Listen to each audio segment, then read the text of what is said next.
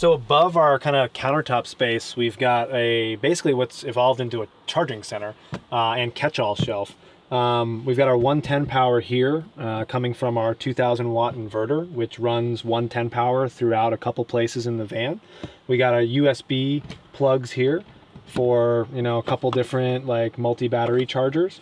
And whatever else we need to charge. These two run off of our 12 volt system all the time. So the inverter doesn't need to be on for these two to run.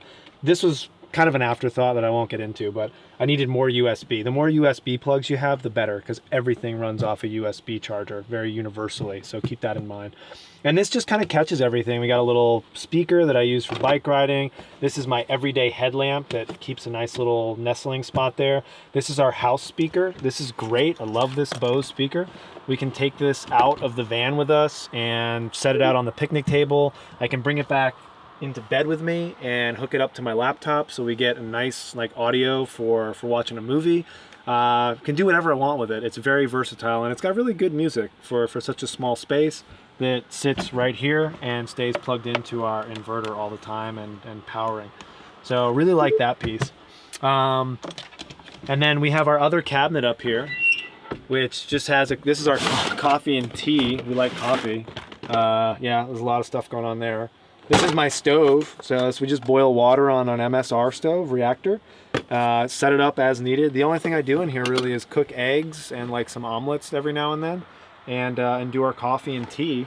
So that tucks away really nicely up there. And then we've got like some Tupperware, and this is our hot plate essentially that we plug into the power. With the draw that this thing pulls, I don't have to, but I almost have to start the engine so that it's giving us enough amperage to run this thing. Because when you have a current of like, I think these things run like 1800 watts or something on high, that's a lot of power that you're withdrawing from your batteries very quickly. So it's good to have like a backup power source for that.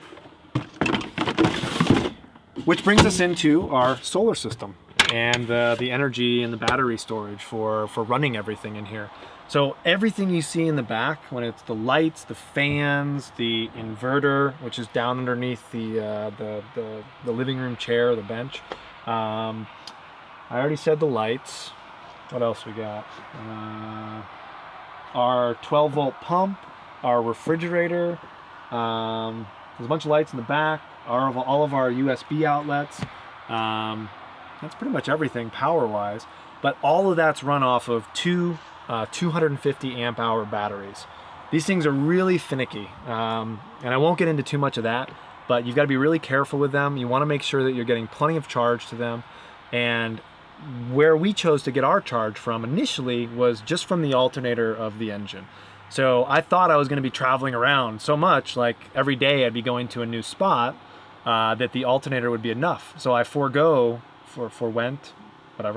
the solar panels on the initial installation. So what I quickly realized was that I didn't want to rush around from place to place, that I could now slow down. That's a big process to wrap around your head. Everybody thinks it's easy, but that's been one of the hardest things on this long trip that I've taken, is just slowing down and enjoying the place for what it is and not having to go to the next place.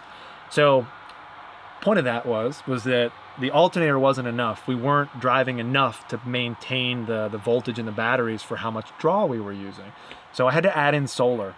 The thing that really sold me on the solar panels, because I was originally looking at flexible ones, was using the fixed panels, because it would create a thermal break over a lot of the roof. And I'm battling heat. That's my thing with being from Florida and kind of preferring more slightly warmer-ish climates.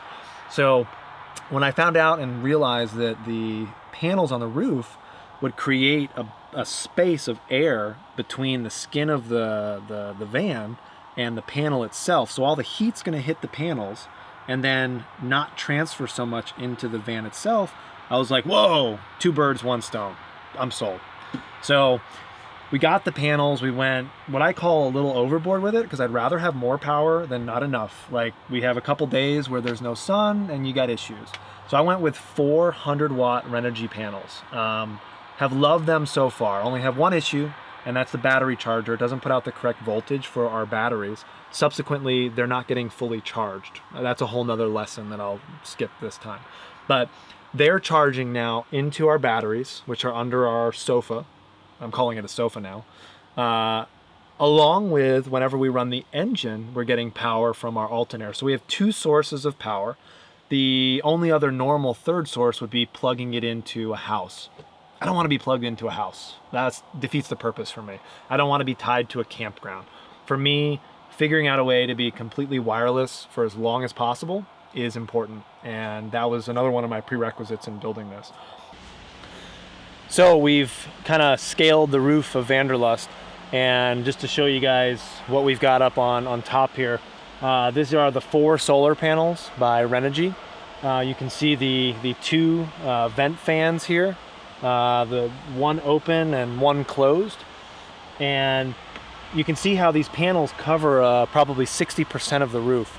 And this is where this space that you see right here is what we get our thermal break from in that, which is great. We made a custom bracket system that worked out so perfect I couldn't believe it when I was done with it. So it went together very, very easily. And all that is it's an aluminum L bracket that mounts into the existing channels on the roof of the van. Super easy, I highly recommend it. It's as low profile and stealth as you're gonna get to have solar panels. And you could still mount something like off of the tracks, like if you needed to put a gear rack or something somewhere.